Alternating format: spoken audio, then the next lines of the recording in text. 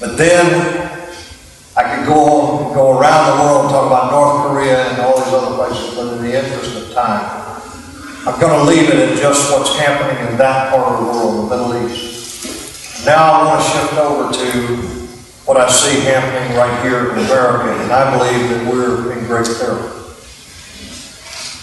And I think that we're in great peril because there are a lot of things that are just sort of all coming together at once here in our country.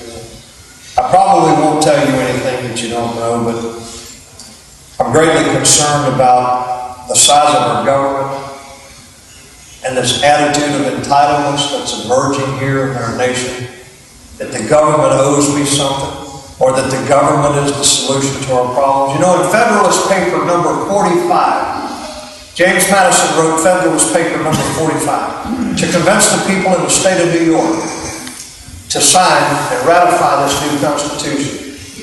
This is what James Madison said. James Madison said, the powers vested in the federal government are finite and limited, and designed primarily to deal with external issues, meaning war, international commerce, and those kinds of things. While the powers vested in the states are indefinite and unlimited.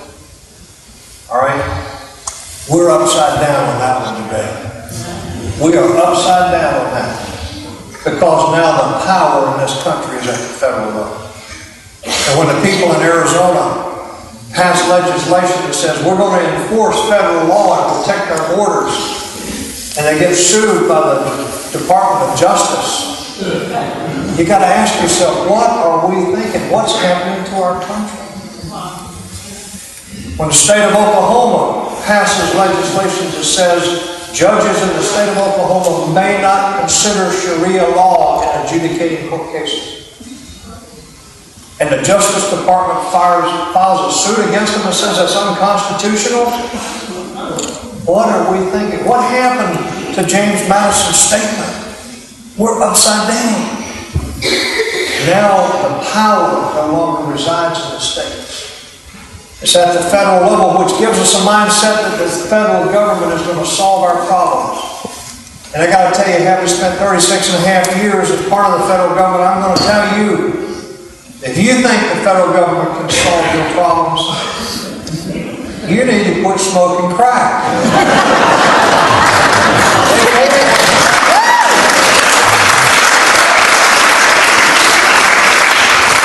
Listen, I'm concerned about the debt. I know you all are.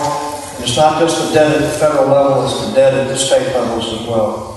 46 of 50 states are broke. 46. One of the states that's not broke is Arkansas.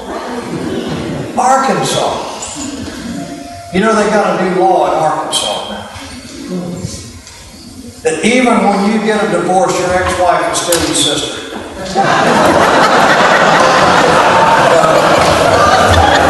Anybody from Arkansas? All I have to worry about is the Marines now. No Arkansans here. Okay. Listen, we can't sustain this debt.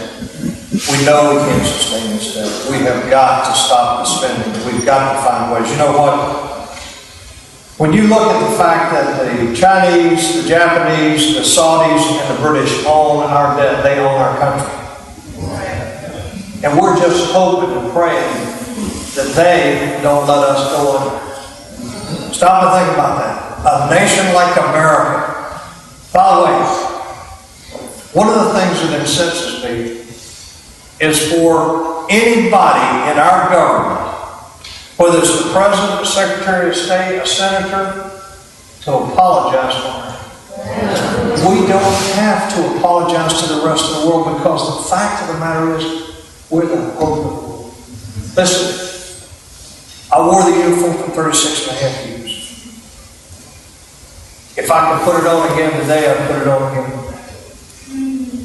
I'd go right back and do it all over again if I could. You know what? I was proud of that uniform. I was proud of that American flag. I was proud to walk around in other countries and let them know that I'm an American.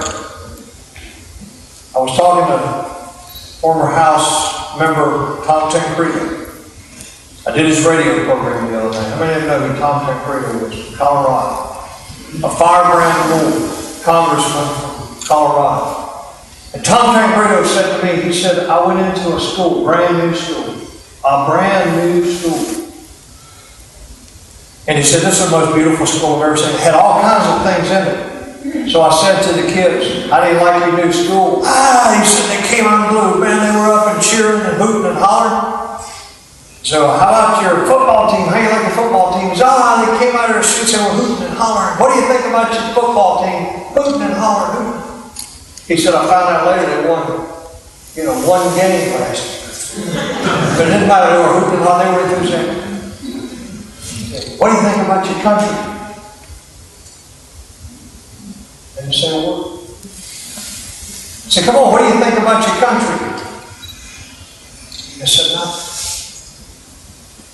He said, well, how many of you are proud to be Americans? Raise your hand. He said, not even the teachers. Raise your hand. He said, come on, you gotta be somebody, you gotta be proud of your country.